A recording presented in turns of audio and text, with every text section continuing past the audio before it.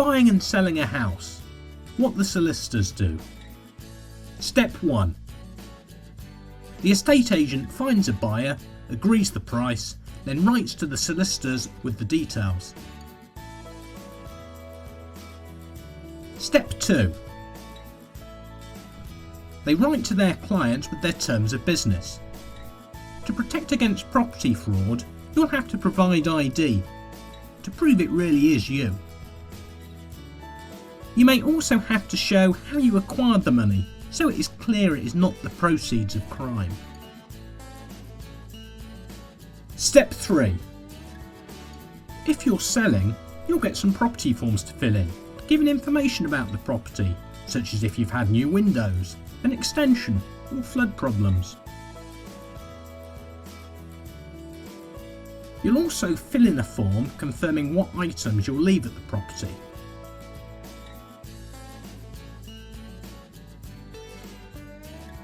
Step 4. The solicitor for the seller sends a draft contract, the property forms, and a copy of the deeds to the buyer's solicitor. The deeds are usually simply downloaded from the land registry these days. Step 5. On receipt of the deeds, the buyer's solicitor will play detective, looking through the deeds and property forms and ensuring there are no discrepancies.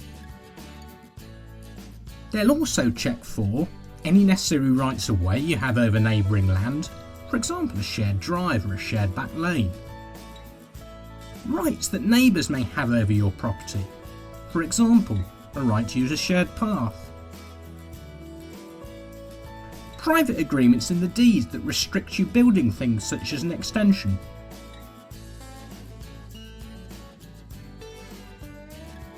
And paperwork for any new windows, electrical work or gas installations.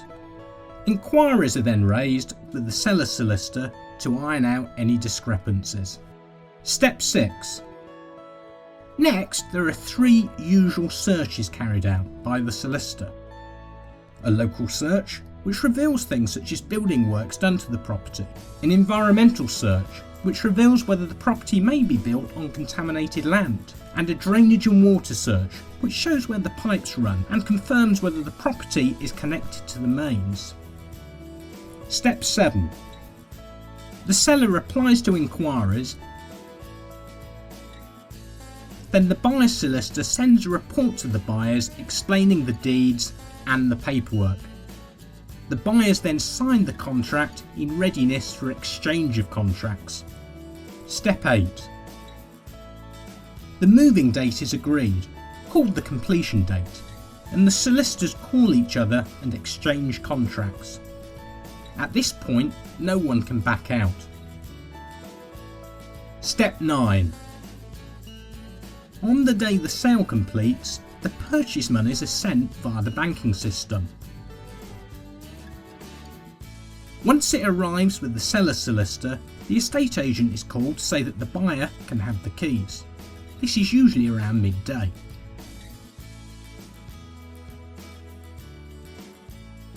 Step 10. The seller's solicitor then repays any mortgage and also pays the estate agent. The buyer's solicitor will register the change of ownership with the land registry.